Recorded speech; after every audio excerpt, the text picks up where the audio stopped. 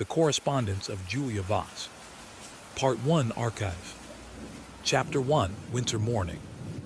You arrive at the Millbrook Historical Society on a Thursday morning in late February, when the sky is the color of old newsprint and the air smells faintly of wood smoke.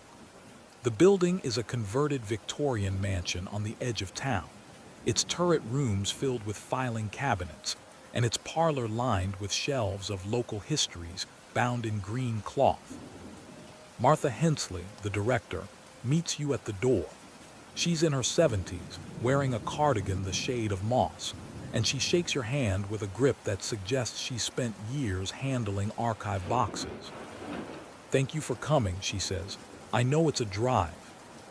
You've come from the state capitol, where you work as a freelance researcher for law offices and documentary filmmakers.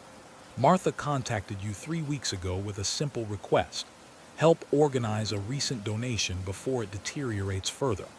The pay is modest but fair, and you have the time."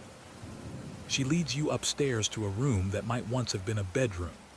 Winter light falls through tall windows onto a desk, 2 chairs, and a stack of cardboard boxes against the far wall. "The Voss estate," Martha says. "Julia Voss died last October at 91. No children, no close relatives. Her attorney found us in her will. She wanted her papers preserved locally." You set down your bag and approach the boxes. There are 8 of them taped shut, labeled in black marker with single words: correspondence, journals, photographs, clippings. "Was she notable?" you ask. "Not especially. She taught school here for 40 years, kept to herself, but she was meticulous about records." Martha pauses. "There's one thing I should mention. Her niece disappeared in 1982. 16 years old, they never found her." You look up from the boxes. "Rachel Voss," Martha continues. "It was a significant event here. Small town, missing child. It shaped Julia, I think. You'll see references in the papers." "Was it solved?" "No, the police investigated. Nothing came of it. Eventually people stopped talking about it the way they do." Martha moves toward the door. "I'll leave you to it. Let me know if you need anything." You spend the first hour simply opening boxes and taking inventory. The correspondence box contains hundreds of letters, arranged chronologically in folders, dating from the 1950s through the 2010s. The journals are composition notebooks, their covers faded, filled with Julia's small, precise handwriting. The photographs are mostly black and white, faces you don't recognize, scenes of houses and streets that mean nothing to you yet. The clippings are newspaper articles, carefully cut and stored in plastic sleeves. You flip through them slowly. Most are from the Millbrook Gazette: obituaries, school board minutes, reports of town council meetings. Then you find a cluster from August 1982, and you stop. "Teen missing after county fair. Search continues for MILLBROOK girl.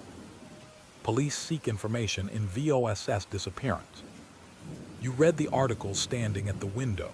Rachel Voss, 16, was last seen leaving the county fair on the evening of August 14, 1982.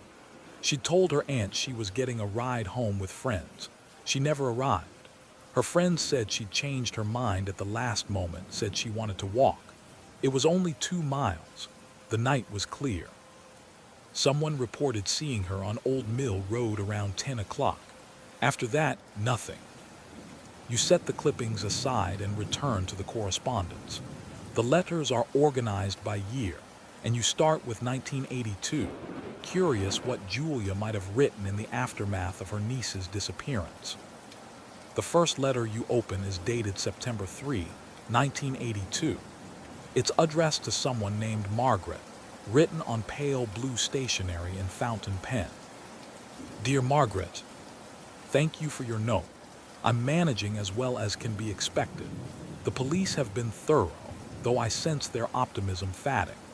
Detective Morris came by yesterday to say they're expanding the search radius, which I suppose means they've exhausted the immediate area. I keep thinking about the last time I saw her. She was wearing the yellow dress I'd made for her birthday. She seemed happy. We argued briefly about curfew. She wanted to stay later at the fair, but it wasn't serious. She kissed my cheek before she left. I don't know what I'm meant to do with the waiting. I've never been good at waiting. Yours, Julia. You read the letter twice, then place it carefully back in its folder. The handwriting is steady, controlled. You've read enough historical correspondence to recognize the tone of someone writing through grief, trying to maintain composure on the page. You continue through the 1982 letters. Julia wrote to Margaret frequently that fall, and Margaret's replies are filed alongside them. Margaret appears to have been a college friend, living somewhere in Pennsylvania. Her letters are warmer, more effusive, full of reassurances that feel hollow even 40 years later. By November, Julia's letters have changed in character. They're shorter, more factual. She describes her teaching duties, the weather, small repairs to her house. Rachel is mentioned less often, and when she is, it's in the present tense as though she might still return. You work until early afternoon, when Martha brings you tea and a sandwich. You eat at the desk, reading a letter from 1983 in which Julia describes planting a dogwood tree in her garden. The prose is careful, almost clinical. You sense the weight of things unsaid. Chapter 2, the first thread. Over the next week, you establish a routine. You arrive at the Historical Society each morning, spend 6 or 7 hours with the boxes, then drive home as the winter light fails. You're cataloging everything, creating a detailed inventory for Martha, but you find yourself drawn particularly to the years surrounding Rachel's disappearance. You learn the shape of Julia's life through her papers. She was born in 1933, grew up in Millbrook, attended a teaching college in the eastern part of the state. She never married. Her parents died in the 1970s.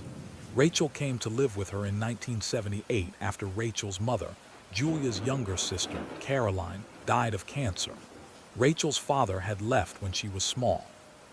The journals provide a different view. Julia kept daily entries, though they're brief, often just a few lines about lessons taught, books read, errands run. You read through 1981 and early 1982, getting a sense of the household.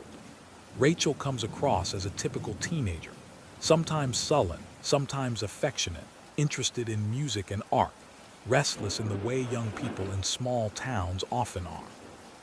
Then you reach the entry for August 14, 1982. Rachel asked to go to the fair with Amy and Lisa. I said yes, though I asked her to be home by 11. She rolled her eyes but agreed. She looked lovely in the yellow dress.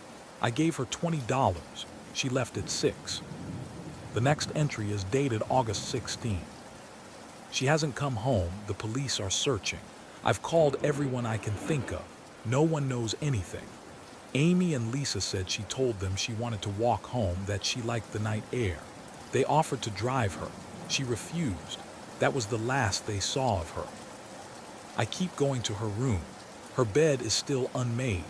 There's a library book on her nightstand, checked out last week. I don't know what to do. You close the journal and sit quietly for a moment.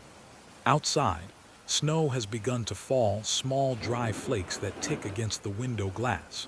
You think about the weeks and months that followed, Julia returning each day to that unmade bed, that library book. You turn to the clippings again. The coverage was extensive at first, then tapered off. By October, the articles were relegated to inside pages, and by December, they'd stopped entirely. The final piece is dated November 28, 1982. Search for missing teens scaled back. You make notes about what you're finding, conscious that you're meant to be organizing, not investigating. But the story has begun to take hold of you in the way stories sometimes do, quietly, like a weight settling on your shoulders. That evening, you stop at the Millbrook Public Library before driving home. The librarian, a young woman named Sarah, helps you access the microfilm archive. You load the reels for August through December 1982 and scroll through slowly, reading every article about Rachel. The details are sparse. She was 5'4", brown hair, brown eyes. She was a junior at Millbrook High School on the track team, decent grades, no history of running away. She'd lived with her aunt for 4 years. People described her as quiet, creative, well-liked. The investigation focused initially on the idea that she'd run away, but her belongings were all at home: clothes, journals, the few pieces of jewelry she owned. Her savings account, which held $237, was untouched. The alternative theories were bleaker: abduction, foul play, accident. The police interviewed dozens of people. They searched the woods around Old Mill Road, the abandoned mill building itself, the ravine where the creek ran high in those days. They found nothing. You scroll to the end of the year, then into 1983. There are occasional follow-up pieces, usually on the anniversary of her disappearance. The tone shifts from urgent to elegiac. By 1985, the articles are brief paragraphs noting the date, asking anyone with information to contact the police. By 1990, there's nothing. You drive home through the dark, the roads empty, the fields on either side invisible beneath snow. You live alone in a rented farmhouse 20 minutes from town, and you're accustomed to the quiet. But tonight the silence feels different, heavier. You think about Rachel walking along Old Mill Road in the dark, the fair lights fading behind her, 2 miles between her and home. Chapter 3: Margaret's Letters. You spend the following week reading systematically through Julia's correspondence. Most of it is mundane: letters to cousins, thank you notes, exchanges with colleagues about school matters. But the letters to and from Margaret continue throughout the decades, and you read them carefully. Margaret Riley, you learn from context, was Julia's roommate in college. They'd remained close, visiting each other a few times a year, writing regularly. Margaret married, had children, worked as a nurse. She lived in Harrisburg. She died in 2004. There's a sympathy card in the files from her daughter. In the years after Rachel's disappearance, Margaret's letters take on the quality of a lifeline. She writes about ordinary things, her children's activities, her garden, books she's reading, but always with an undercurrent of concern for Julia. She asks gentle questions. How are you sleeping?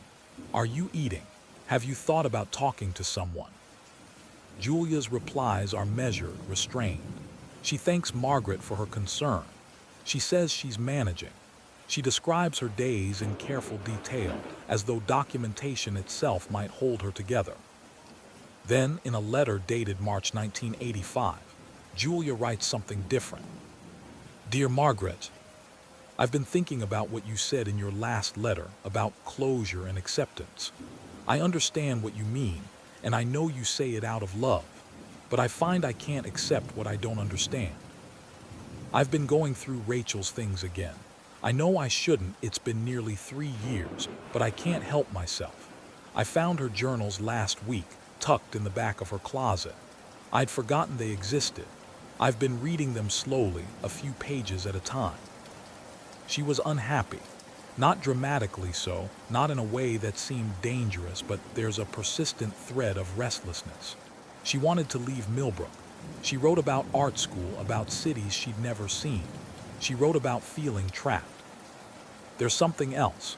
She mentions someone she calls T. She never uses a full name.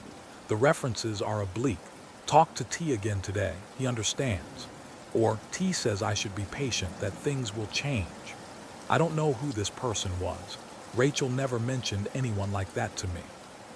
I've thought about going to the police with this, but what would I say? My niece wrote about someone whose initial is T. It seems insubstantial, and yet it troubles me. Yours, Julia.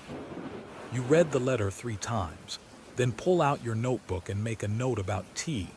You've seen references in the journals to Rachel wanting to leave town, but you haven't yet read Rachel's own journals.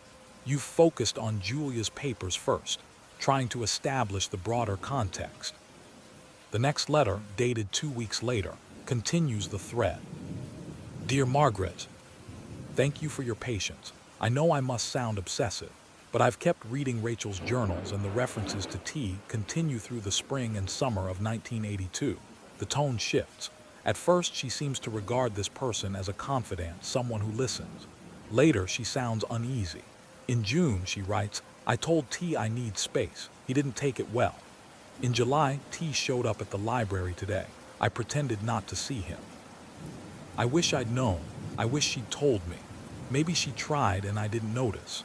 I was often distracted that spring. There were budget cuts at school, I was on several committees, and Rachel was at an age where she didn't share everything. I thought it was normal. I thought I was giving her privacy. I've decided to speak with Detective Morris. Even if it comes to nothing, I need to try. Yours, Julia. You set the letter down and look out the window. The snow has melted in the past few days, leaving the ground dark and damp. You wonder what Detective Morris said when Julia brought him this information. You wonder if he took it seriously or dismissed it as the grasping of a grieving woman. You pull the box labeled JOURNALS closer and open it. Inside are Julia's composition notebooks, but beneath them, you find 3 smaller notebooks, their covers decorated with faded floral patterns. Rachel's journals. You lift one carefully. The handwriting is rounder than Julia's, the letters larger, more hurried. You open to a random page dated April 3, 1982. Today was boring. School, track practice, homework. Amy's having a party next weekend, but I don't think I'll go. Everyone here is so obsessed with stupid things. I can't wait to leave. Talk to T after school. He gets it. He says I'm too smart for this place, that I should be thinking bigger. Sometimes I think he's the only person who really sees me. You turn the pages slowly, aware that you're reading the private thoughts of a 16-year-old girl who's been gone for more than 40 years. The entries are typical of a teenager: complaints about school, descriptions of arguments with friends, anxieties about the future. But the references to T appear regularly, and as Julia noted, the tone changes. By July, Rachel is writing things like, I don't know why T won't leave me alone. I told him I'm not interested, that I just want to be friends, but he keeps showing up. Yesterday, he was waiting outside the grocery store. It's getting weird. And later in early August, T left a note in my locker. I don't know how he got it in there. It said he needs to talk to me, that it's important.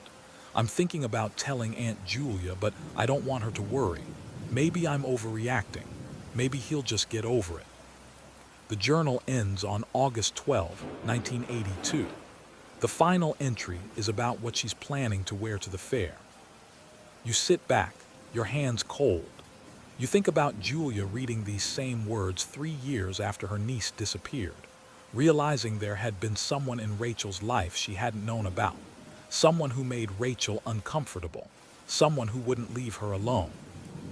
You think about Detective Morris and whether he took this seriously and what he might have done with the information. Chapter 4, The Detective. The Millbrook Police Department occupies a low brick building on Maple Street, near the post office. You go there on a Monday morning, uncertain what you're looking for, knowing only that you need to understand what happened to the information Julia provided in 1985. The officer at the front desk is young, probably not yet 30. You explain that you're researching a historical case and would like to know if old case files are accessible to the public. Depends on the case, she says. Which one? Rachel Voss. She went missing in 1982. The officer's expression doesn't change, but something shifts in her eyes. Recognition, perhaps. Let me check, she says, and disappears into a back room. She returns 10 minutes later with an older man, heavyset, with gray hair and a tired face. He introduces himself as Chief Raymond Dwyer. You're asking about Rachel Voss, he says. It's not a question. Yes, I'm organizing her aunt's papers for the Historical Society. Julia Voss. She died last year. I know who Julia Voss was, he says. Known case, why the interest? I came across some letters indicating Julia had information she brought to the police in 1985. I was curious whether it led anywhere. Dwyer studies you for a moment. Come with me, he says finally. He leads you through the station to a small office. The walls are covered with commendations and photographs. He gestures for you to sit, then settles behind his desk. I wasn't on the force when Rachel disappeared, he says. I was still in high school, but I know the case. Everyone here knows it. It's the kind of thing that stays with a department.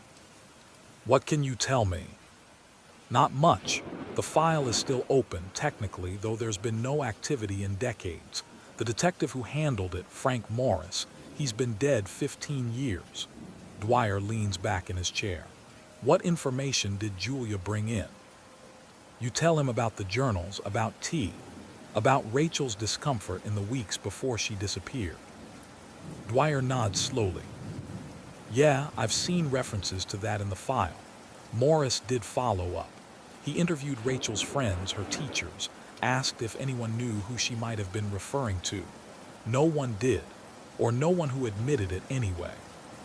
Did he have any theories? If he did, they're not in the file. My sense is he thought it could be relevant but didn't have enough to pursue it. No name, no clear connection to the disappearance. Could have been a classmate with a crush, could have been someone older, could have been nothing at all. You sit quietly, absorbing this. Outside, you can hear traffic passing, the ordinary sounds of a Monday morning in a small town. Can I ask why you're pursuing this? Dwyer says. I mean, I understand you're cataloging the papers, but you could do that without coming here. You consider how to answer. The truth is, you're not entirely sure yourself. You say, I think I just want to understand what happened, or what might have happened. After 40+ years. Yes. Dwyer regards you steadily. I'll tell you what I tell everyone who asks about this case. We did our best with what we had. Morris was a good detective. He cared. He worked this case for years, even after it went cold. But sometimes people disappear and we never find out why. It's hard to accept, but it's the truth. You nod, I understand. That said, Dwyer continues, if you come across anything in those papers that seems relevant, names, details we might not have had, I'd appreciate it if you'd share it. Won't promise it'll lead anywhere, but we owe it to Rachel to try. Of course. He stands and you do the same. As you're leaving, he says, one more thing. Julia Voss used to come in here every August 14, every year for decades. She'd sit in the lobby and wait like maybe we'd have news. We never did. Last time I saw her was 4, maybe 5 years ago. She stopped coming after that. I think she'd given up. You drive back to the Historical Society with Dwyer's words settling into your thoughts. You picture Julia, elderly and alone, sitting in the police station lobby each year on the anniversary of Rachel's disappearance, waiting for news that never came. When you arrive, Martha is in her office, working at her computer. You tell her about your visit to the police station, and she listens with interest. I'm not surprised Morris couldn't find anything, she says. People here talked about Rachel for years. If anyone had known who it was, it would have come out. Maybe, you say, or maybe people knew and didn't want to say. Martha considers this. It's possible. This is a small town. People protect each other, sometimes even when they shouldn't. You return to your work upstairs, but your mind keeps circling back to the question of T. You pull out Rachel's journals again and read through them systematically, noting every reference. There are 23 in total, spread across the months from March through early August 1982. The early entries are brief and positive. The later ones are anxious, but nowhere does Rachel provide details that might identify who this person was. No physical description, no mention of age or occupation, no clear indication of how they met. You create a timeline in your notebook trying to establish patterns. The references cluster in certain periods, several in late April, a gap in May, then a resurgence in June and July. The final mention is July 29. T called the house today. Aunt Julia answered. He hung up. I'm worried he's going to say something to her. You wonder if Julia remembered this call. You wonder if she'd thought anything of it at the time. Part 2, Investigation.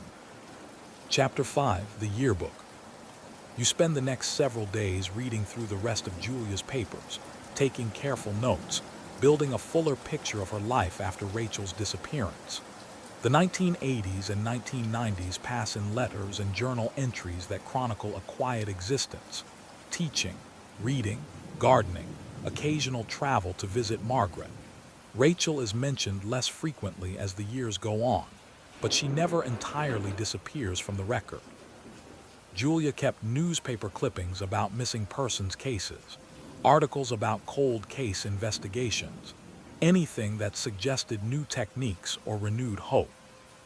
In a box of miscellaneous items, you find Rachel's high school yearbooks, freshman through junior year. You page through them slowly, looking at the photographs of teenagers from another era. The fashions are dated, the hairstyles almost comically of their time, but the faces are familiar in the way all teenage faces are familiar: hopeful, self-conscious, trying on identities. You find Rachel in her junior year photos. She's in the track team picture, standing in the back row, unsmiling. She's also in the art club photo, looking more relaxed, her hair pulled back, a slight smile visible. In her individual portrait, she gazes at the camera with an expression that might be boredom or wariness or simply teenage resistance to the whole enterprise of yearbook photos. You read the inscriptions. Most are brief, generic: "Have a great summer," "Stay cool," "See you next year." But a few are more personal. A girl named Amy writes, "Rachel, you're one of the most talented people I know. Don't let anyone tell you different. Can't wait to see what you do after we escape this place. Love, Amy." You make a note of the name. Amy had been one of the friends who gave Rachel a ride to the fair that night. You turn to the faculty pages. Julia is there in the English department, looking younger than you've imagined her hair dark, her expression serious. You scan the other teachers' faces, reading names: Mr. Robert Thompson, mathematics; Mrs. Patricia Chen, science; Mr. Thomas Brennan, art. You stop. Thomas Brennan. You look at his photograph. A man in his 30s, perhaps, with longish hair and a beard, wearing a tie and blazer. The caption identifies him as new faculty, hired that year. T. You sit very still, looking at the photograph. It could be nothing. T could be anyone, but an art teacher would make sense. Rachel was in the art club.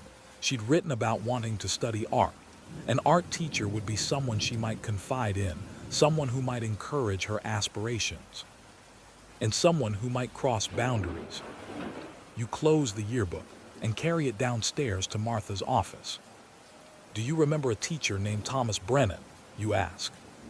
Martha looks up from her computer. "Tom Brennan, sure. He taught art at the high school for a few years in the early 80s. Why? Did he leave around the time Rachel disappeared?" Martha frowns, thinking, "You know, he might have. I wasn't paying close attention at the time. I was living in Boston then, only visited occasionally. But I think there was some talk about him leaving suddenly. Why do you ask?" You explain your theory about T. Martha listens, her expression growing more serious. "It's possible," she says slowly, "but you'd need more than a shared initial." "I know. Do you know what happened to him? Where he went?" "No idea, but I can ask around. People in town might remember." You return to your work with a sense of focus you haven't felt since you started this project. You're no longer just cataloging papers. You're investigating. Over the next few days, you search through Julia's journals and correspondence for any mention of Thomas Brennan. You find one reference in a journal entry from November 1982. "Ran into Tom Brennan at the grocery store. He said he's leaving at the end of the semester, taking a position in Vermont. We made small talk. I didn't mention Rachel. I don't know if he knew her well." Vermont, you write it down. Martha tells you she's asked several longtime residents about Brennan. The consensus is that he was a quiet man, well-liked by students, a decent teacher. He left Millbrook in December 1982, which some people found odd given it was mid-year. but teaching positions sometimes opened unexpectedly. No one remembers any controversy surrounding his departure. You visit the library again and search through the Millbrook Gazette archives for any mention of Thomas Brennan. You find his name in a few articles, a notice of his hearing in September 1981, a photograph of the art club he advised, a brief mention in a story about a student art show in May 1982. Nothing suspicious, nothing that connects him definitively to Rachel. But the timing troubles you. He arrived in the fall of Rachel's junior year. March 1982 is when she first mentions tea in her journal. He left in December 1982, 4 months after she disappeared. You decide to search for him. Chapter 6, The Trail.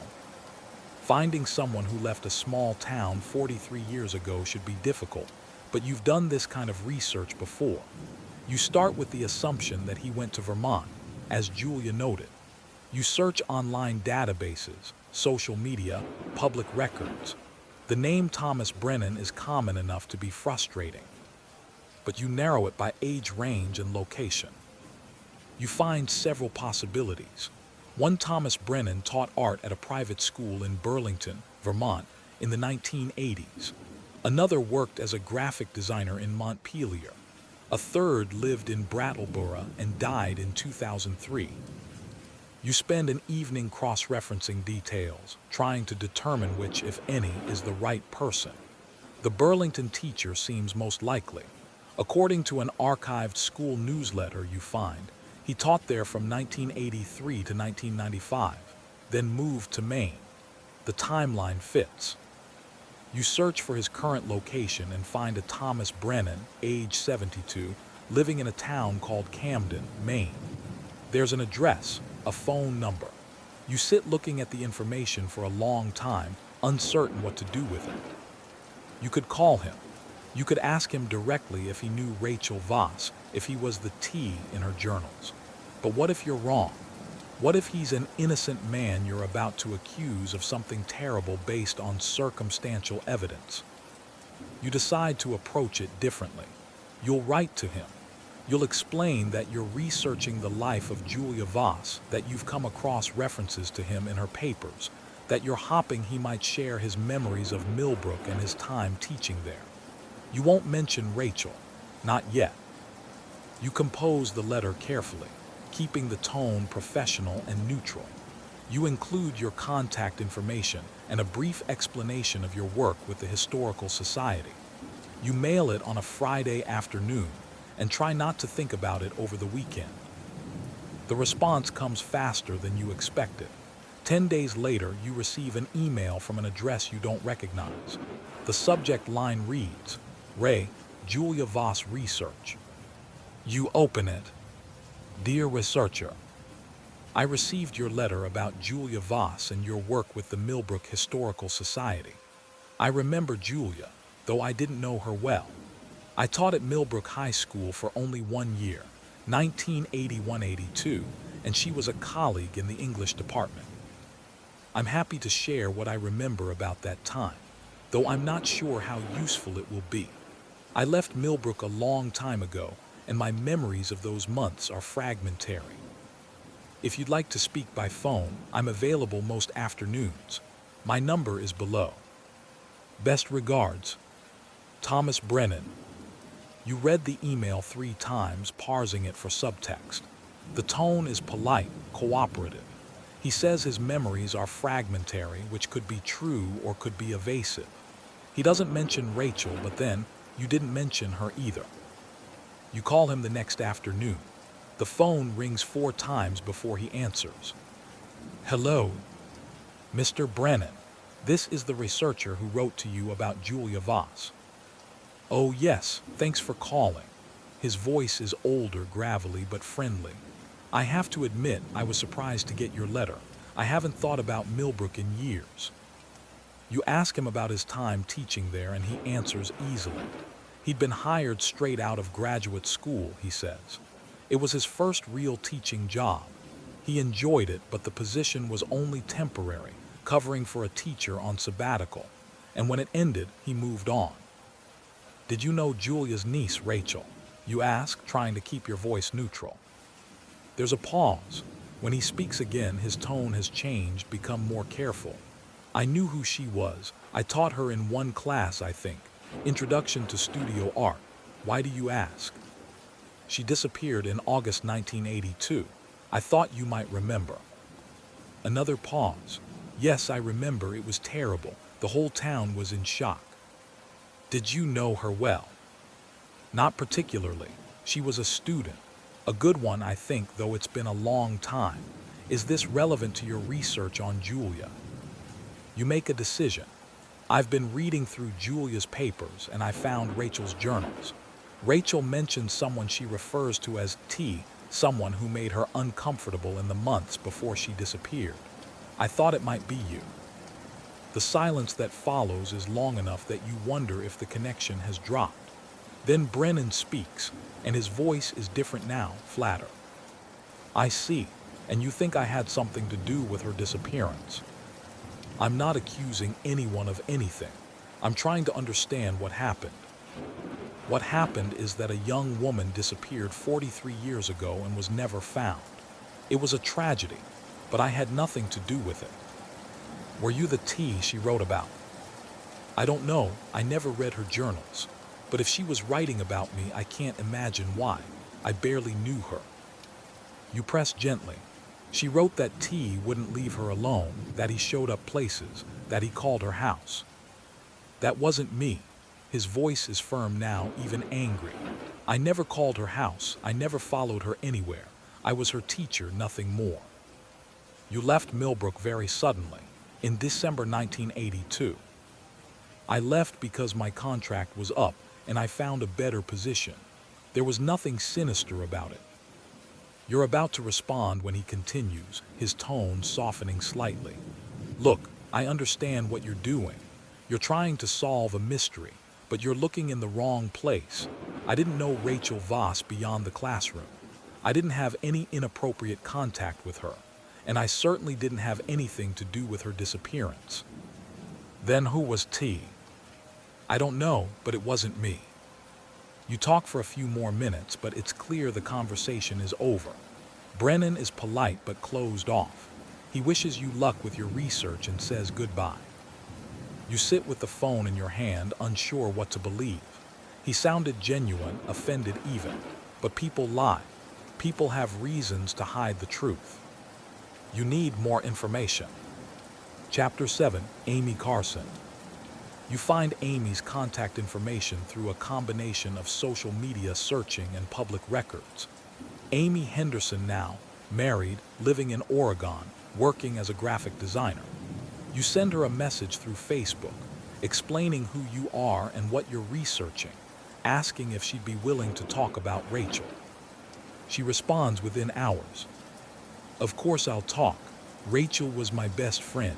I think about her all the time. You arrange a call for that evening. When Amy answers, her voice is warm, curious. You explain your project and she listens quietly. I'm so glad someone's looking into this again, she says. I always felt like the police gave up too quickly. Not that I blame them. There was nothing to go on. But it seemed like everyone just moved on and Rachel deserved better than that. I'm not a detective, you caution. I'm just trying to understand the context, to document what happened. Still, it matters. You ask her about that night, August 14, 1982. She tells you the same story that's in the police reports. She and another friend, Lisa, had driven Rachel to the fair. They'd planned to give her a ride home. But at the end of the night, Rachel said she wanted to walk. She seemed fine, Amy says. A little quiet maybe, but not upset. Did she mention anyone she was supposed to meet? Anyone she was avoiding? No, we asked if she was sure about walking and she said yes. She liked walking at night. It helped her think. What was she thinking about? The future, probably. She was always talking about leaving Millbrook, going to art school. She had talent, you know, real talent. She should 12:46 p.m. have had a chance to use it. You ask about T. Amy's voice becomes more thoughtful. I remember when Julia contacted the police about that. It was 3 years later, I think. Detective Morris came to talk to me, asked if Rachel had mentioned anyone with that initial. I told him I didn't know. Rachel didn't talk to me about boys much. She dated a little, but nothing serious. She was more focused on her art. What about teachers? Did she ever mention Thomas Brennan? The art teacher. Yeah, she took his class. I think she liked him. He encouraged her work, but I don't remember her saying anything weird about him. Did she ever seem uncomfortable around him? Amy is quiet for a moment. Not that I noticed, but I wasn't paying that close attention. We were teenagers. We were wrapped up in our own dramas. You talk for another half hour. Amy tells you about Rachel's personality. Quiet but not shy, creative, a little melancholy. She tells you about the weeks after Rachel disappeared, the search parties, the vigils, the slow realization that she wasn't coming back. I used to dream about her, Amy says. For years. I dreamed she just showed up one day like nothing had happened and she'd have this whole story about where she'd been. But she never did. Before you hang up, you ask Amy one more question. If you had to guess, and I know it's only a guess, what do you think happened to her? Amy's answer is immediate. I think someone took her. I think she was walking on that dark road and someone stopped and offered her a ride and something went wrong. I don't think she ran away. Rachel had problems with Millbrook, sure, but she wouldn't have left without saying goodbye. Not to me, not to Julia. Do you have any idea who it might have been? No, and I've thought about it 1,000 times. You thank her and end the call. You sit in the darkness of your living room, turning the conversation over in your mind. Amy's conviction that Rachel was taken, not that she left, aligns with everything you've read. Rachel's belongings were all at home. Her savings were untouched. She had plans for the future. But T remains unexplained. If it wasn't Thomas Brennan, and you're starting to believe it might not have been, then who? Chapter 8, The Second Name. You return to Rachel's journals, reading them again with fresh eyes. You're looking for any other details, any names or descriptions you might have missed. The references to T are maddeningly vague. Rachel was writing for herself, not for some future investigator. She had no reason to be specific about someone she assumed she'd remember. Then in an entry from June 15, 1982, you find something new. Saw T at the park today. He was with someone I didn't recognize, an older guy. They were talking by the pavilion. T saw me and waved. I pretended not to notice and kept running. I don't want to deal with him. An older guy. You read the passage 3 times. It's not much, but it's something. It suggests T wasn't alone, that he had connections in town. You keep reading. A week later, another entry. T left something in my locker again. A drawing this time. It's actually good, but it's creepy that he keeps doing this. I asked Lisa if she knew who might have access to the lockers. She said janitors, maybe, or someone with a key. A drawing. You sit up straighter. If T was leaving drawings in Rachel's locker, that suggests some artistic ability. But it also suggests access to the school building, possibly outside of regular hours. You make a new note. Janitors, staff with keys. Over the next few days, you dig deeper into the question of who worked at Millbrook High School in 1982. You request personnel records from the school district. They're partially public, and you receive a list of employees from that year. Teachers, administrators, support staff, maintenance workers. You scan the names, looking for anyone with the initial T. There are 3. Thomas Brennan, whom you've already investigated. Teresa Gonzalez, a guidance counselor. And Timothy Vale, a custodian. You search for information about Timothy Vale. There's not much. He was hired in 1980, according to the records. He left in 1983. You can't find any current information about him. No social media presence, no public records that you can access easily. You mention the name to Martha, and she frowns. Tim Vale, I vaguely remember him. Quiet guy, kept to himself. I don't think he was from Millbrook originally. Why? Just following leads. That night, you drive to the library and access the microfilm again. You search for any mention of Timothy Vale in the Gazette. You find one article from March 1983, local man charged with DUI. You read it quickly. Timothy Vale, 34, of Millbrook, was arrested for driving under the influence. It's a brief article, no details about employment or background, but it confirms he was in town at least through early 1983. You search for more recent records and find a Timothy Vale who died in 2007 in a town 2 counties over. The obituary is sparse. Survived by a sister in California, worked in maintenance, no other details. Dead end, literally. But you're not ready to give up. You reach out to Chief Dwyer and tell him what you found. You mention Timothy Vale's name, ask if he appears in the case file. Dwyer calls you back that evening. I checked. Vale was interviewed actually. Standard procedure. They talked to everyone who worked at the school. He said he barely knew Rachel, had no meaningful interaction with her. Nothing raised any flags. Did they look into him further? Doesn't appear so. No reason to. He had no record at the time, no connection to Rachel beyond working in the same building. You thank Dwyer and hang up, frustrated. You're chasing shadows, building theories on fragments of evidence. You could be completely wrong about all of this. Then you remember something.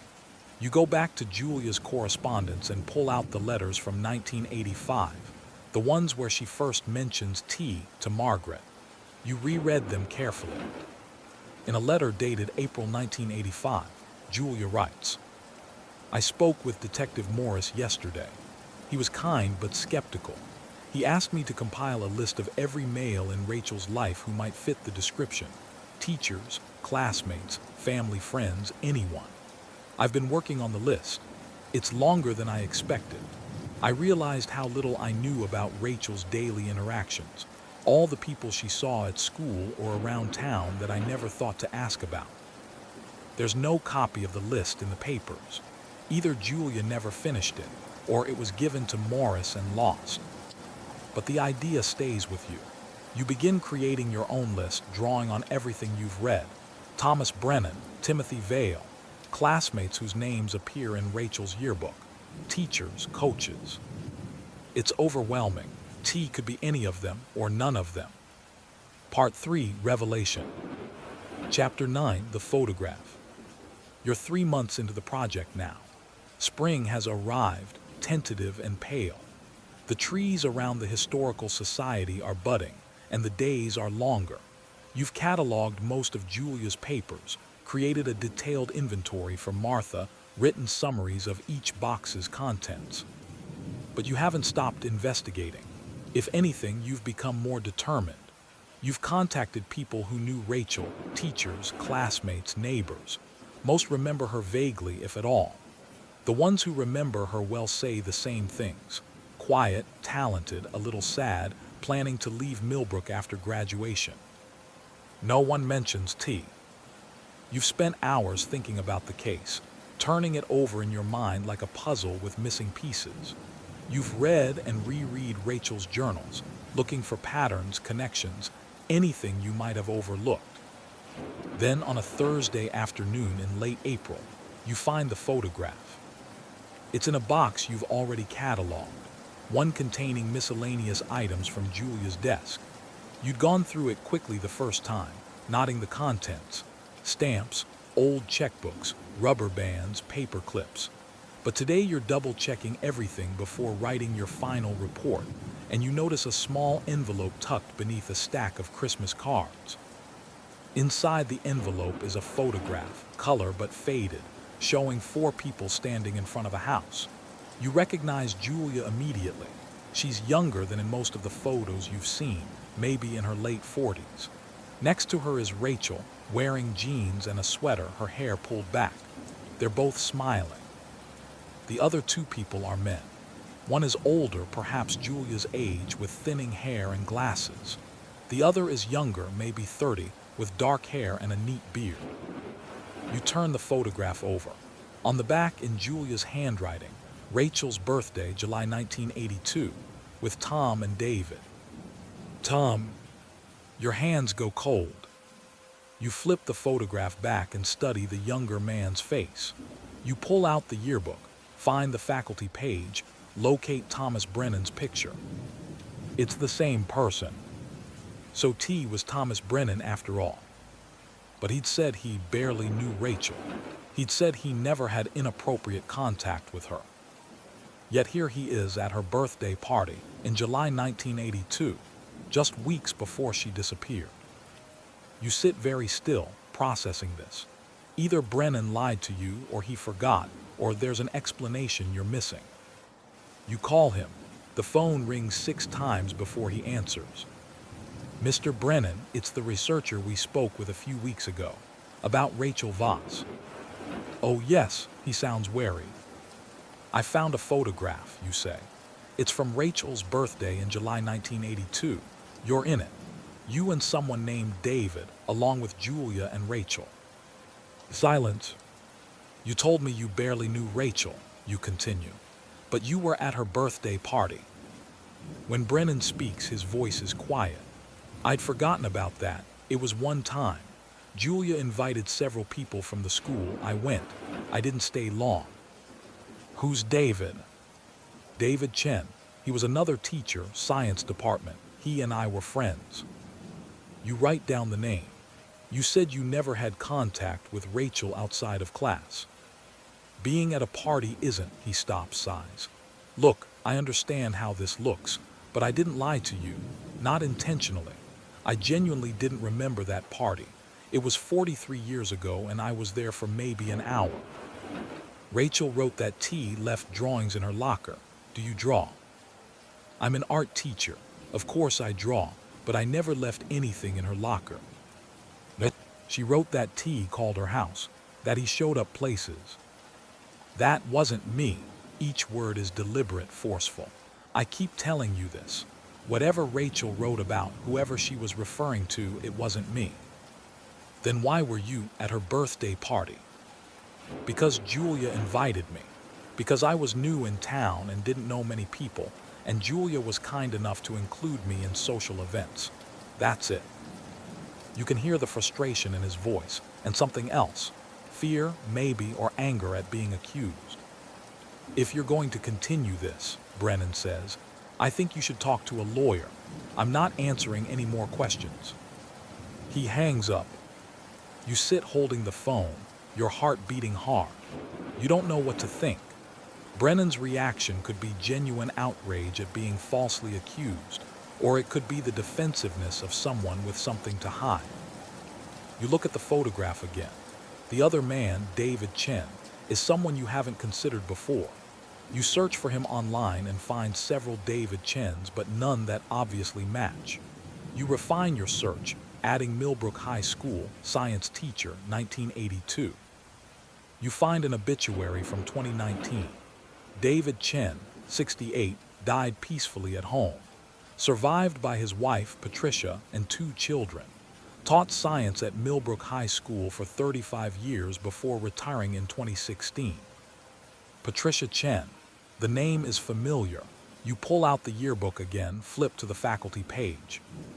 Patricia Chen, science department. Husband and wife, both teaching at the same school. You call the high school the next morning and ask to speak with the principal. After some back and forth, you're transferred to a secretary who tells you Patricia Chen still lives in Millbrook, now retired. The secretary can't give you her contact information, but suggests you try the phone book.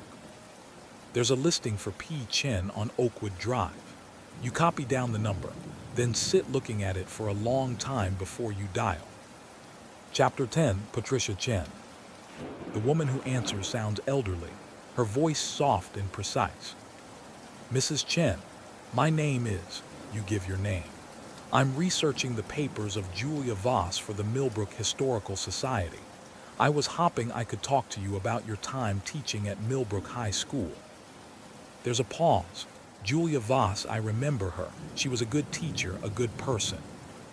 Would you be willing to meet?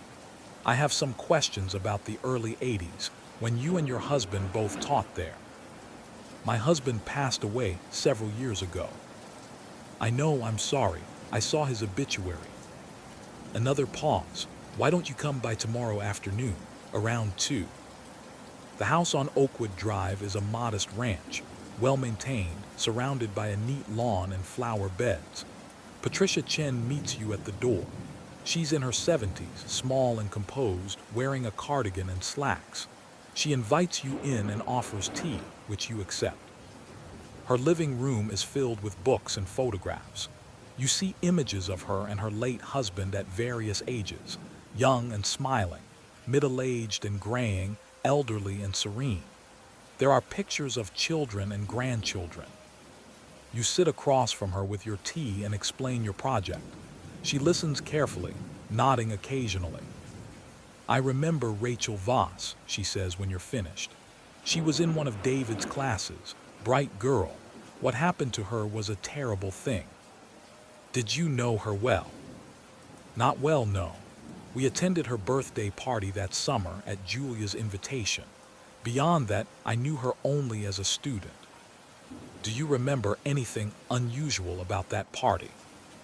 Patricia thinks. Not really, it was pleasant. Julia had invited several people from the school, teachers, a few neighbors. Rachel seemed happy. She was turning 17, I think. Do you remember who else was there? Let's see. Tom Brennan was there. He was new that year and David had befriended him. There were a few others whose names I don't recall. It was a long time ago. You pull out the photograph and show it to her. This is from that day. She takes it, studies it, smiles. Yes, David was so young, we both were. Mrs. Chen, I've been reading Rachel's journals. In the months before she disappeared, she wrote about someone she called T, someone who made her uncomfortable. Do you have any idea who that might have been? Patricia's expression doesn't change, but something shifts in her eyes. She hands the photograph back to you. No, she says, I don't. Rachel wrote that this person left things in her locker, that he called her house, that he wouldn't leave her alone. That's disturbing. Did she tell anyone at the time? Apparently not. Julia found the journals years later. Patricia is quiet for a moment, and you think this person had something to do with her disappearance. I think it's possible. After all this time, what difference does it make? The question catches you off guard. I think it matters, you say, to understand what happened, to give Julia and Rachel some kind of resolution. Julia is dead. Rachel has been gone for 43 years. Sometimes the past should stay buried. There's something in her tone that makes you lean forward slightly. Mrs. Chen, do you know something about this? She meets your eyes. For a long moment she doesn't speak. Then she says, what are you going to do with whatever you find out? Write a report for the Historical Society. Contact the police. I don't know yet. It depends on what I find. And if what you find hurts people, good people who had nothing to do with what happened to Rachel. I'm not trying to hurt anyone. I'm trying to understand the truth. Patricia sets down her teacup. The truth is that a young woman disappeared and was never found. The truth is that everyone in this town has lived with that for decades. Some of us have moved on. Some of us haven't. But digging up old suspicions, old fears, what good does that do? You haven't answered my question. Do you know who it was? She stands and you understand the meeting is over.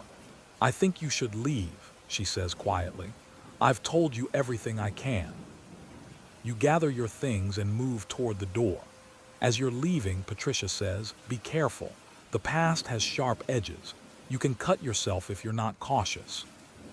You drive back to the Historical Society with her words echoing in your mind. Patricia knows something.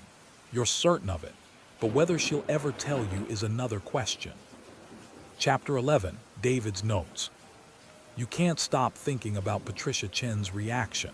Her wariness, her warning, the way she deflected your questions. She knows something about T, you're sure of it. But how do you get her to talk? You decide to approach it from a different angle. You return to the archives and search for any references to David Chen in Julia's papers. You find a few mentions. He and Patricia attended a school function in 1983. Julia sent them a Christmas card in 1984, but nothing substantial. Then you remember that the high school might have archives of its own.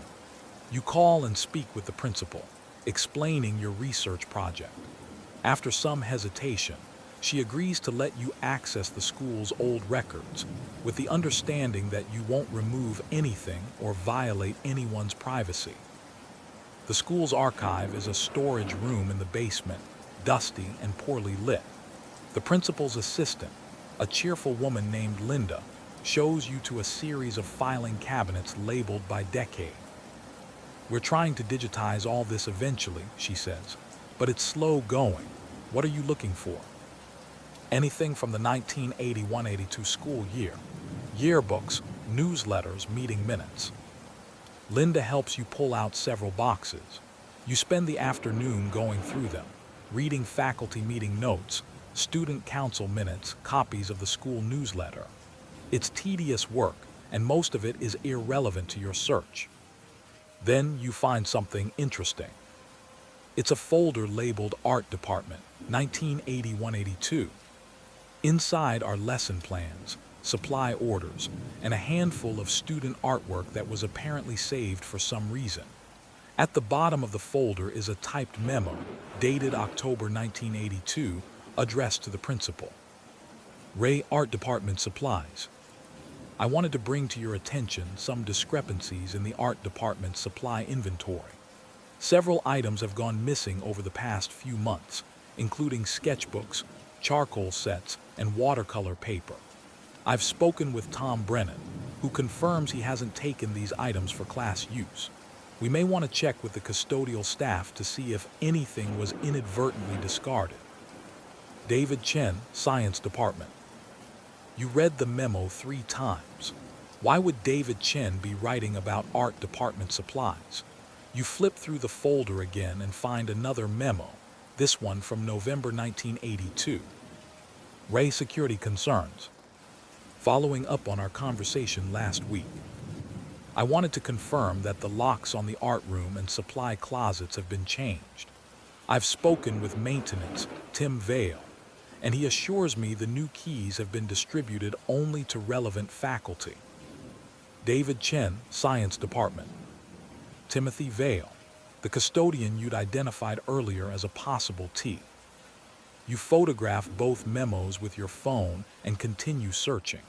You find nothing else about the supply discrepancies or the lock changes, but the pieces are starting to connect in a way that makes your pulse quicken. Supplies going missing. Someone accessing the art room without authorization. Timothy Vale having keys to the school. Rachel writing about drawings left in her locker. You thank Linda and leave the school, driving straight to the police station. Chief Dwyer is in his office, working on paperwork. He looks up when you knock. "Find something?" he asks. You show him the memos. He reads them carefully, his expression neutral.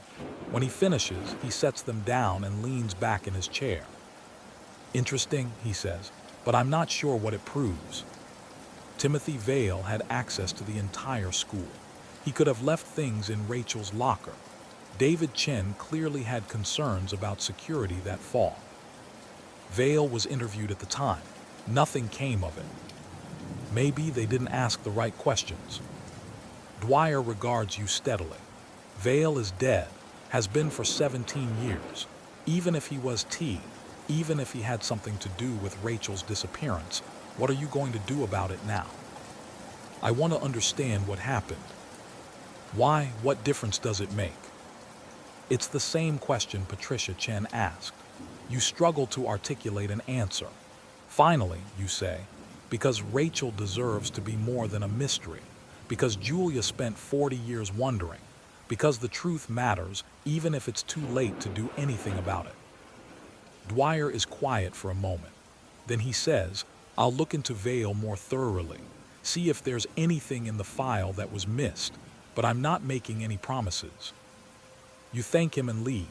It's late afternoon, the sun slanting through the trees as you drive back to your farmhouse.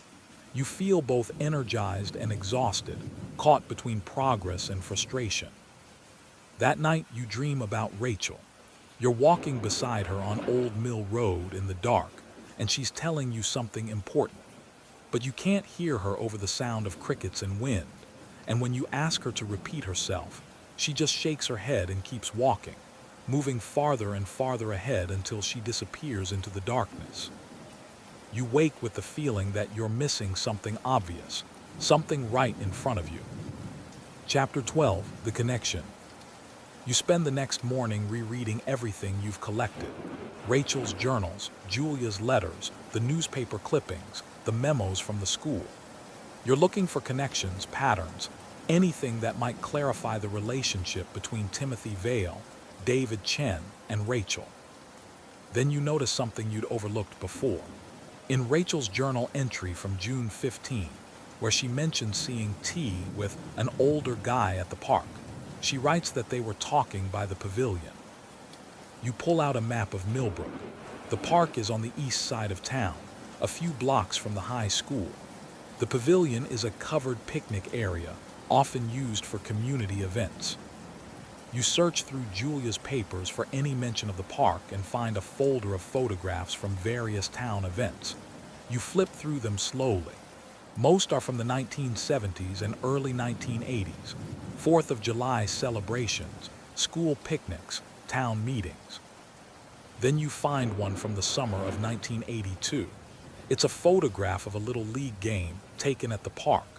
In the background, you can see the pavilion, and standing near it talking are two men. You squint at the image. The quality isn't great, but you think you recognize them. You get out a magnifying glass. One of them is younger with dark hair. The other is older with lighter hair and a heavier build. You compare the younger man to the photograph from Rachel's birthday party. It could be Thomas Brennan, or it could be someone else entirely. The image is too blurry to be certain. The older man is harder to identify, but something about his posture is familiar. You scan the photograph and email it to yourself, then spend an hour trying to enhance it on your computer. You're not an expert in photo editing, but you manage to improve the contrast slightly. The younger man could be Brennan, or it could be Timothy Vale. You found a driver's license photo of Vale from 1985, and the build is similar. The older man remains unclear. Frustrated, you send the photograph to Chief Dwyer with a note asking if he can have it enhanced by someone with better equipment. He replies the same afternoon, "I'll see what we can do. Might take a few days." While you wait, you decide to talk to Thomas Brennan again. You call him, expecting him to refuse to speak with you, but he answers on the second ring. "I've been thinking about our last conversation," he says before you can speak. "I was defensive and I apologize. This has been difficult, having someone suggest I was involved in something terrible." "I'm not trying to accuse you of anything," you say. "I'm just trying to find the truth." "I know, and I want to help if I can. What do you need?" You tell him about Timothy Vale, about the memos from David Chen, about the possibility that Vale was T. Brennan is quiet for a moment. "Tim Vale, I remember him. He was odd, quiet, kept to himself, but I never got the sense he was dangerous." "Did you ever see him interact with Rachel?" "Not that I recall, but I wasn't paying attention to that sort of thing." "What about David Chen? Did he ever mention Rachel or express concerns about students?" "David was always concerned about students. He took his role seriously. He was the kind of teacher who noticed things, who paid attention." Brennan pauses. "Wait, there was something. It was fall of 1982, maybe October. David pulled me aside one day and asked if I'd noticed anything unusual in the art room. I asked what he meant, and he said supplies were going missing. He wanted to know if I'd given anyone permission to use the room after hours." "Had you?" "No, I mentioned it to the principal and they changed the locks. I figured it was students sneaking in, maybe using the space to smoke or whatever. I didn't think much of it. Do you remember if David said anything else? Anything about specific concerns? Not that I recall, but you could ask Patricia. She and David talked about everything. After you hang up, you sit thinking. Patricia Chen knows more than she's told you. The question is how to get her to share it. You decide to try a direct approach. You drive to her house that afternoon and ring the bell. She answers, unsurprised to see you. "I wondered if you'd come back," she says. "Mrs. Chen, I think you know who it was. I think your husband knew too. And I think that's why he was concerned about security at the school in the fall of 1982. She doesn't invite you in. Instead, she steps out onto the porch and closes the door behind her. "Let's walk," she says. You walk together down the quiet street, past houses with neat lawns and blooming gardens. Patricia is silent for a long time. Finally, she says, "David never told me directly, but I knew. I could tell something was troubling him that fall." What was troubling him? He thought one of the custodians was behaving inappropriately towards students, female students. He didn't have proof, just suspicions. A few odd comments, the way the man would linger in the hallways. David started paying closer attention. He noticed the man showing up places he didn't need to be, near the art room, near the gym after track practice. Timothy Vale. Yes. Did David report this? He tried to. He spoke with the principal, but without concrete evidence, there wasn't much they could do. They changed some locks, adjusted some schedules. David kept watching. You walk a few more steps. Did he think Vale was involved in Rachel's disappearance? Patricia stops walking. She looks at you and her eyes are full of old sadness. He didn't know, but he wondered. After Rachel went missing, David went to the police. He told them about his suspicions. They interviewed Vale, but nothing came of it. Vale had an alibi for that night. He was working a shift at a factory in the next town over. His supervisor confirmed it. An alibi can be faked. Perhaps, but the police were satisfied. What did David think? He thought the truth was more complicated than we'd ever know. He thought there were things about that night, about Rachel's life, that we didn't understand. Patricia starts walking again. A few months later, Vale left town. He moved away, found work elsewhere. David never saw him again. Did David ever talk to Rachel directly, about Vale or anyone else? Not that I know of. Rachel wasn't in his classes. He barely knew her. You walk in silence for a while, processing this. Then Patricia says, "There's something else." After Rachel disappeared, David found something in the school. It was hidden in the art supply closet behind some old canvases. A sketchbook. He thought it might have belonged to Rachel. Your heart skips. What happened to it? He gave it to the police. I assume it's in evidence somewhere. You thank Patricia and return to your car. You drive straight to the police station. Chief Dwyer is about to leave for the day, but he ushers you into his office when he sees your expression. "I need to see the evidence from Rachel's case," you say. "All of it." Part 4, Resolution. Chapter 13, The Sketchbook. The evidence room is in the basement of the police station, behind a locked door and a second locked gate. Chief Dwyer signs you in and leads you to a shelf marked with Rachel's name and case number. There are 3 boxes. He sets them on a table and opens the first one. Inside are her clothes from that night, the yellow dress, carefully bagged and labeled, a pair of sandals, a small purse containing a wallet, keys, some coins. The second box holds items from her room, journals you've already read, photographs, letters from friends, school papers. The third box is smaller. Dwyer opens it and pulls out an evidence bag. Inside is a sketchbook, its cover water-stained and worn. "This is it?" you ask. According to the inventory, David Chen found this in October 1982 and turned it in. It was examined, photocopied, and filed. Didn't lead anywhere. He hands you a pair of latex gloves. You put them on and carefully remove the sketchbook from the bag. The pages are filled with drawings, landscapes, portraits, abstract designs. The style is confident, mature beyond what you'd expect from a 16-year-old. You recognize Rachel's hand from her journal entries, the same careful attention to detail. You turn the pages slowly. Most of the drawings are dated, spanning from January through July 1982. You see sketches of the school building, of friends, of buildings in town. There are several portraits of Julia, caught in various moments, reading, gardening, sitting at the kitchen table.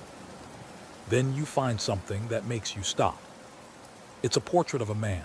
He's middle-aged with thinning hair and a tired face. The drawing is detailed, the shading careful. Beneath it, in Rachel's handwriting, is a single word, T. You stare at the drawing, your mind racing. This is him, this is T. But it's not Thomas Brennan. It's not Timothy Vale. You've seen this face before.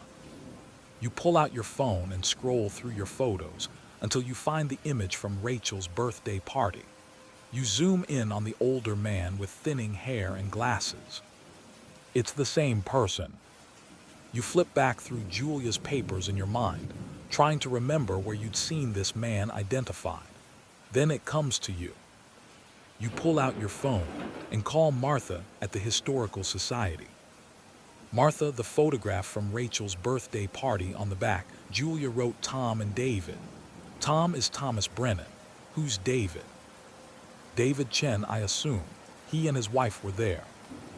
Are you sure? Could there have been two Davids? There's a pause. I suppose it's possible. Why? I need to know everyone who was at that party. I don't know how I'd find that out. It was 43 years ago. You thank her and hang up. You look at the drawing again, then at Chief Dwyer. I need you to help me identify this man, you say, showing him the sketchbook. Dwyer studies the drawing. I don't recognize him offhand, but we can cross-reference with the case file, see if this matches anyone who was interviewed. He leaves the room and returns 10 minutes later with a thick file folder. You go through it together, comparing the drawing to photographs and descriptions of people who were questioned in 1982. It takes an hour, but finally you find a match. His name was David Morse. He was a maintenance supervisor at the school district, 47 years old in 1982.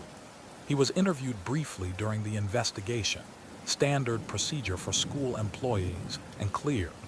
He moved away from Millbrook in 1983. Do we know where he went, you ask? Dwyer checks the file. No forwarding address listed, but I can try to trace him. Please. Over the next few days, while Dwyer searches for David Morse, you return to Rachel's journals and reread them with this new understanding. The references to T now make more sense. Morse was a maintenance supervisor, which means he would have had access to the entire school, including lockers. He was older, which might have made Rachel uncomfortable when his attention became unwanted. You find an entry from May 1982 that you'd read before, but now understand differently. T said he could help me get into art school, that he knows people. I told him I'd think about it, but I don't trust him. There's something off about the way he looks at me. And another from July. T keeps saying he just wants to help, but it doesn't feel like helping. It feels like he wants something from me. I wish he'd just leave me alone. Chief Dwyer calls you on a Friday afternoon. Found him, he says. David Morse. He's alive, living in Florida, retired. I've got an address and phone number. Are you going to contact him? I need to review the case more thoroughly first. But yes, I'll be reaching out. This could be significant. Can I be there when you talk to him? Dwyer hesitates. You're not law enforcement. I can't officially involve you in an investigation. Please, I've been working on this for months. I need to see it through. He considers. Let me think about it. That night you can't sleep. You keep thinking about David Morse, about what he might have done, about whether he had anything to do with Rachel's disappearance. The pieces fit, but there are still gaps. Even if Morse was T, even if he was making Rachel uncomfortable, that doesn't prove he harmed her. You get out of bed and return to your notes, reading through everything again. You're missing something. You can feel it. Then you remember something Patricia Chen said. David thought the truth was more complicated than we'd ever know. What did that mean? You pull out the photograph from Rachel's birthday party again and study it carefully. Julia, Rachel, Thomas Brennan, and the man you now know was David Morse. Why was Morse at Rachel's birthday party? You call Patricia Chen early the next morning, apologizing for the hour. Mrs. Chen, do you remember everyone who was at Rachel's birthday party in July 1982? Not everyone, no. Why? Was there someone named David Morse there? A long pause. I don't remember that name. He was a maintenance supervisor at the school. Middle-aged, thinning hair, glasses. I'm sorry, I just don't remember. But something in her tone makes you think she's not telling the whole truth. Mrs. Chen, please, if you know something. I've told you everything I can, she says and hangs up. Chapter 14, The Call. Chief Dwyer calls David Morse on a Monday morning, and at the last minute, he allows you to listen in on speakerphone. You're in his office, the door closed, the blinds drawn. The phone rings 4 times before someone answers. Hello, the voice is older, hoarse, suspicious. Mr. David Morse. Who's asking? This is Chief Raymond Dwyer of the Millbrook Police Department. I'm calling about an old case, and I was hoping you could answer a few questions. A long silence. What case? Rachel Voss. She disappeared in August 1982. You were interviewed at the time as part of our standard questioning of school employees. That was over 40 years ago. I barely remember it.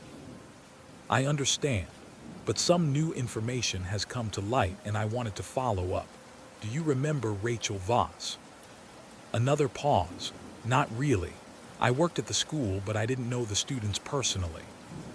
You didn't interact with her at all. Maybe in passing. I don't recall specifically. Dwyer pulls out the photograph from Rachel's birthday party. Mr. Morse, we have a photograph showing you at Rachel's birthday party in July 1982, about a month before she disappeared. Can you explain that? The silence that follows is longer, heavier. When Morse speaks again, his voice has changed. I don't know what you're talking about. The photograph is clear, Mr. Morse. You're standing with Rachel, her Aunt Julia, and another teacher.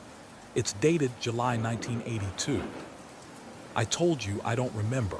I went to a lot of school functions back then. Maybe I was there, maybe I wasn't. It doesn't mean anything. Were you friends with Julia Voss? No, I barely knew her. Then why would you be at her niece's birthday party?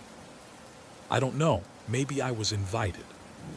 Maybe someone asked me to stop by. I don't remember every party I went to 40 years ago. Dwyer leans forward.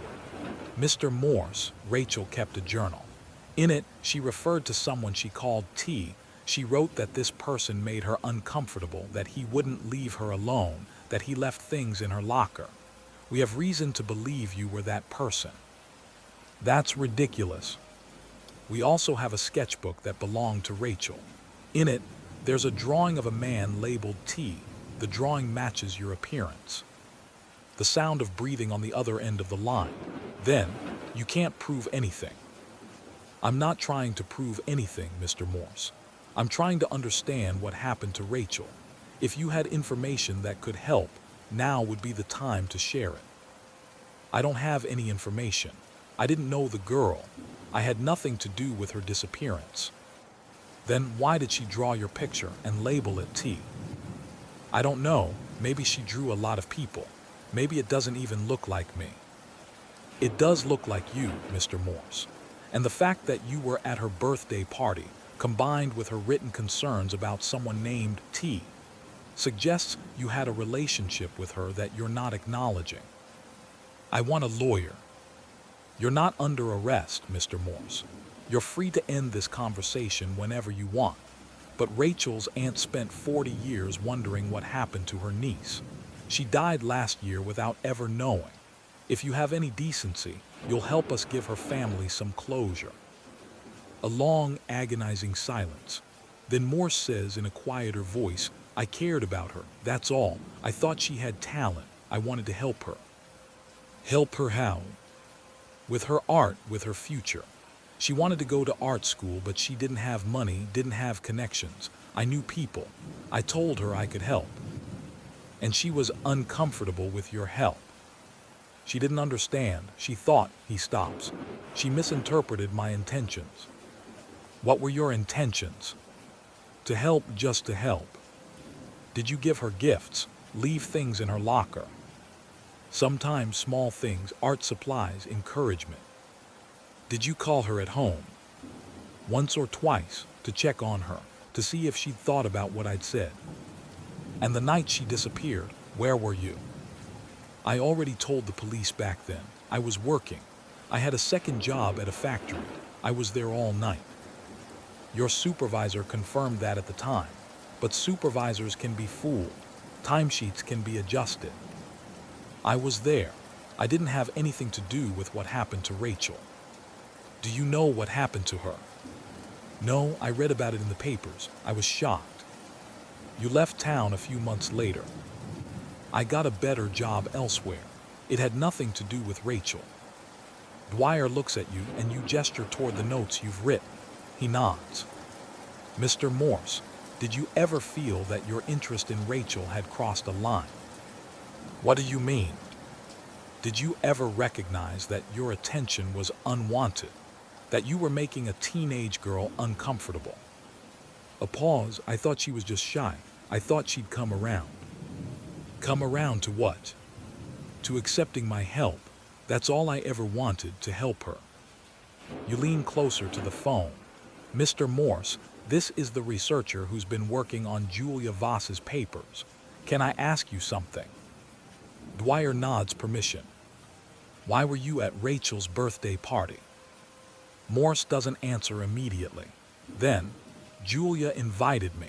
She knew I was interested in Rachel's artistic development. She thought it would be nice for Rachel to have support from the school. Did Julia know you'd been leaving things in Rachel's locker, calling her at home? No, Rachel never told her. Why not? I don't know. Maybe she didn't want to worry her. Or maybe she was afraid of what you'd do if she told. I never threatened her. I never hurt her. I just wanted to help. Mr. Morse, Dwyer says, I'm going to need you to come in for a formal interview. Can you come to Millbrook in the next few weeks? I'm an old man. I can barely travel. Then we'll come to you. I'll be in touch about arrangements. Am I a suspect? You're a person of interest in an open investigation. That's all I can say right now. After the call ends, you and Dwyer sit in silence for a long moment. What do you think? You finally ask. I think he was obsessed with her. I think he crossed boundaries. Whether he had anything to do with her disappearance is still an open question. His alibi could have been faked. Could have been, but after 43 years, proving that is going to be nearly impossible. So what happens now? I review the original investigation. I see if there's anything about his alibi that wasn't checked thoroughly. I contact the factory where he worked, see if any records still exist, and I arrange to interview him in person. Can I come? Dwyer looks at you for a long time. Finally, he says, you've been essential to this. You found things we missed. I'll see what I can do. Chapter 15, Florida. 3 weeks later, you and Chief Dwyer fly to Florida. The investigation has moved quickly once Dwyer started pulling on the threads you'd uncovered. He contacted the factory where Morse worked in 1982 and discovered that their time card records from that era had been destroyed in a flood in 1995. He interviewed Morse's former supervisor, now in his 90s and barely coherent. The alibi, it turns out, was shakier than anyone had realized. Morse lives in a retirement community near Tampa, in a small condo with a view of a golf course. He meets you at the door, leaning on a cane, looking older and more frail than you'd imagined. He's in his late 80s now, his hair entirely gone, his hands trembling. "You came all this way," he says. "It's not a question." "We need to talk, Mr. Morse," Dwyer says. "May we come in?" The condo is neat but sparse. A couch, a television, a small dining table. Photographs on the walls show a younger Morse with people you assume are family members. There are no photos of Rachel. You sit at the dining table. Dwyer sets up a recording device, reads Morse his rights, asks if he wants a lawyer present. "I don't need a lawyer," Morse says. "I haven't done anything wrong." The interview lasts 3 hours. Dwyer asks about Morse's relationship with Rachel, and Morse admits, slowly and reluctantly, that he'd been fond of her. He'd seen her as a protege, he says, someone with real talent who needed guidance. "I was trying to help," he says again and again. "That's all I ever wanted, to help." "Why did Rachel write that you made her uncomfortable?" you ask. "She was young, she didn't understand. I was older and maybe my approach was awkward, but my intentions were pure." "You left gifts in her locker without her permission," Dwyer says. "You called her at home. You showed up places where she was. That's not helping. That's stalking." "I wouldn't call it that." "What would you call it?" Morse is quiet for a long time. Finally, he says, "I was lonely. My marriage was falling apart. I didn't have children. Rachel was. Bright, creative. Talking to her made me feel less alone." "Did you ever try to have a physical relationship with her?" Dwyer asks. "No, never, I swear." "Did you ever imagine one?" Morse's hands shake more visibly. "I don't have to answer that." "Mr. Morse, where were you the night Rachel disappeared?" "I told you I was working." "We've been unable to confirm that. The records are gone. Your supervisor is barely able to remember his own name, let alone who was working which shift 43 years ago." "I was there. I didn't have anything to do with what happened to Rachel." "Then what did happen to her?" "I don't know." Dwyer leans forward. "Here's what I think happened. I think you became obsessed with Rachel Voss. I think you convinced yourself you were helping her, but really you were crossing lines you shouldn't have crossed. I think on the night of August 14, 1982, you saw her walking alone on Old Mill Road and you stopped to offer her a ride. Maybe you just wanted to talk. Maybe you wanted more. Something happened. Maybe she rejected you. Maybe things escalated. And when it was over, you hid what you'd done." "That's not what happened." "Then tell me what did happen." Morse's face crumples. For a moment you think he's going to cry. Then he straightens, composing himself. "I want a lawyer," he says. "I'm not saying anything else." The interview is over. Chapter 16, The Truth. Back in Millbrook, Chief Dwyer works with the district attorney to build a case. It's difficult.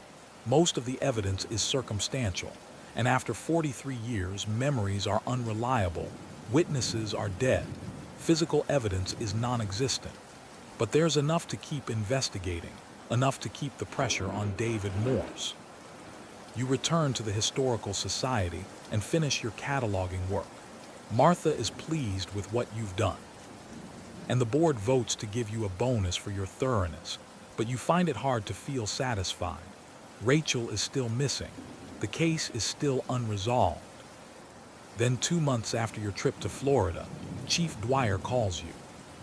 "Morse is talking," he says. You drive to the police station immediately. Dwyer ushers you into his office, closes the door, and hands you a transcript. "He called yesterday, asked to speak with me, said he wanted to get it off his conscience." You read quickly, your hands shaking. David Morse confessed, not to murder but to what happened that night. He'd been driving home from his shift at the factory, he said. It was late, after 11. He saw Rachel walking along Old Mill Road. He pulled over, offered her a ride. She recognized him from the birthday party, from seeing him around school. She was hesitant but accepted. They drove toward Julia's house. Morse started talking about her future, about art school, about how he could help. Rachel said she wasn't interested in his help anymore, that she wanted him to leave her alone. Morse got upset. He pulled over. He told Rachel she was ungrateful, that she didn't understand how much he cared about her. Rachel got out of the car and started walking. Morse followed her, still arguing. They were on a bridge over the creek. Rachel told him to go away. Morse reached for her arm, trying to make her listen. Rachel pulled away, and in that moment she lost her balance. She fell. The creek was high from recent rains. The current was strong. Morse stood on the bridge, watching, frozen. He saw her surface once, her arms flailing, and then she was swept downstream. He didn't call for help. He got in his car and drove away. He told himself she might have made it to shore. He told himself someone else would find her. But the next morning, when he heard she was missing, he said nothing. And when the police searched the creek and the ravine and found no trace of her, he convinced himself she'd survived, run away, started a new life somewhere. But he knew, he'd always known. The transcript ends with Morse saying, "I'm sorry, I'm so sorry, I never meant for her to die." You set the transcript down, your eyes burning. Is this enough to charge him, you ask? It's complicated, Dwyer says. He admits to pulling over, to arguing with her, to being there when she fell. But he claims it was an accident. Without a body, without physical evidence, it's going to be hard to prove anything beyond his confession. But you believe him. I believe he was there. I believe he contributed to her death, even if he didn't directly cause it. Whether that's enough for a conviction is up to the DA. Have you searched the creek, the area where he says she fell?